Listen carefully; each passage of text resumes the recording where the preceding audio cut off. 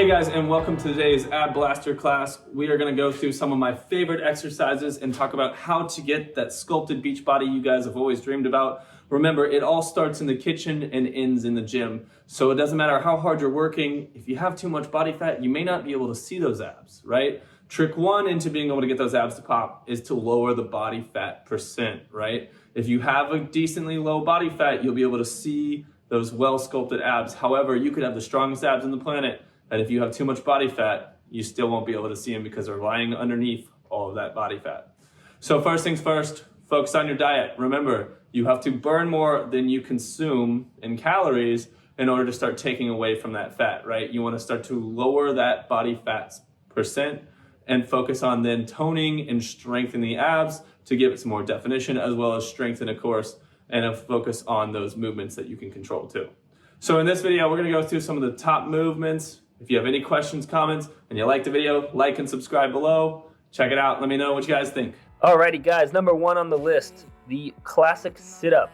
A very important core exercise that, if done correctly, can really strengthen that core.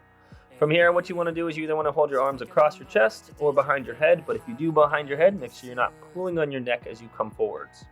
You want to come up rather fast, exhale, squeezing the core as if you're trying to tuck your belly button into your spine, and then coming down slower than you did upwards. You want to try to feel the control so you're not throwing the momentum in there, throwing your arms and your body forwards, but you're controlling the squeeze up, and you're coming down slow, not to arc the back and use the momentum. You want to make sure each rep counts and you're feeling the squeeze all the way through, as well as an exhale on each one of them.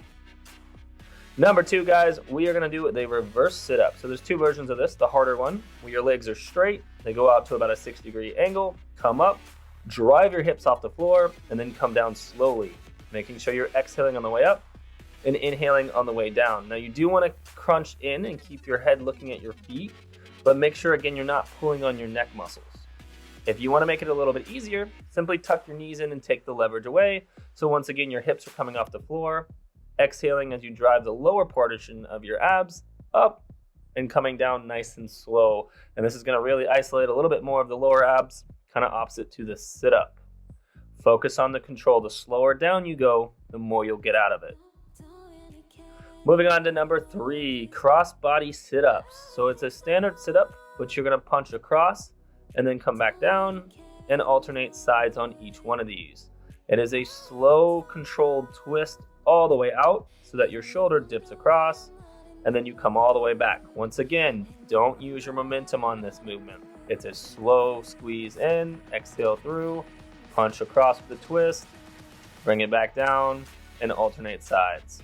Just like you do a sit-up, try not to arc your back as you go back, and that way you're focused on the squeeze entirely from your core, really isolating those abdominal muscles. Making it even so you twist on each direction on each one of them. Number four, we are going to do a Russian twist. So for this one, the farther you lean back, the harder it's going to be and the more you're going to get out of it.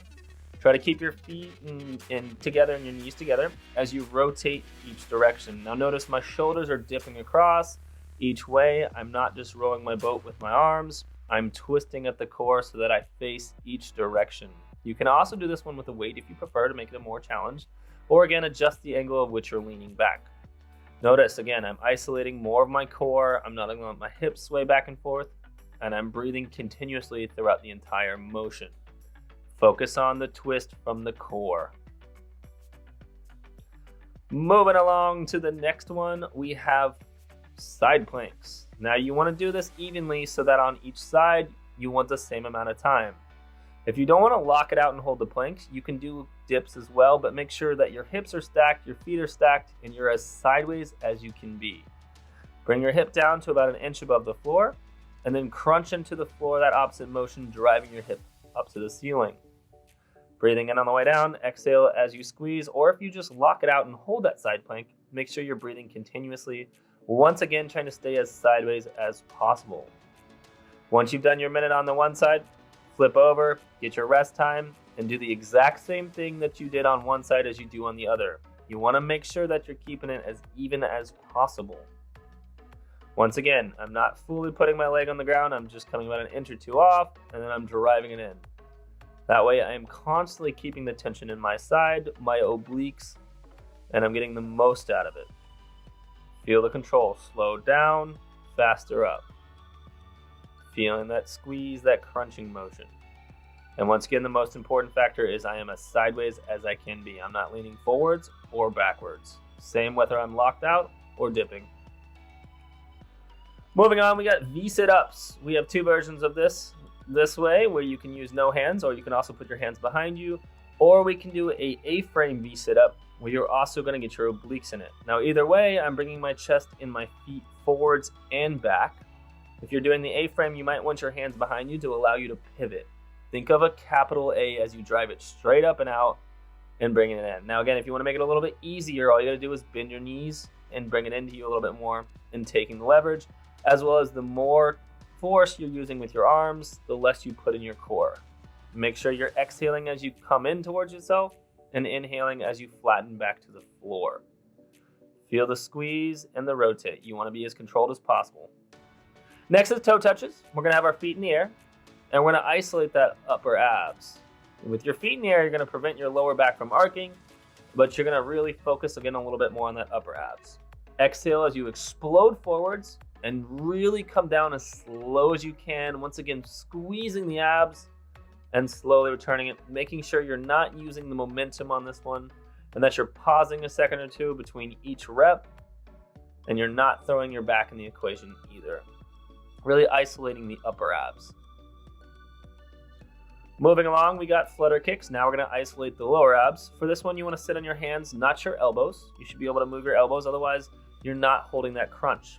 You want to stay looking at your feet, squeezing the core, and moving the feet only slowly inches off the floor, nice and controlled. Try not to flop all over the place, and it's a small flutter kick of a movement, not a full scissor kick. You want to be maintaining that hold, that crunch as well, and making sure that if you're supporting your neck, you're not pulling on the neck forwards as well. You want to get the most out of your crunch. And finally, there's a million different versions, but for this one, we're going to do a marching plank. From the forearms, you can also do it high-handed if you want a little bit easier.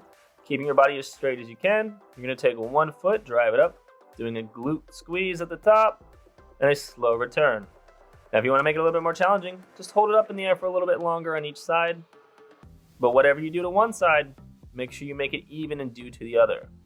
You want to try to keep your body as straight as you can so that the bottom doesn't come too high up. It's a little easier to do it with this one, so that your bottom come up because you're trying to kick your feet up, but make sure the straighter your body is, the more your core is going to get out of it, and less putting that weight into your shoulders. Focus on the control and breathing continuously the entire time.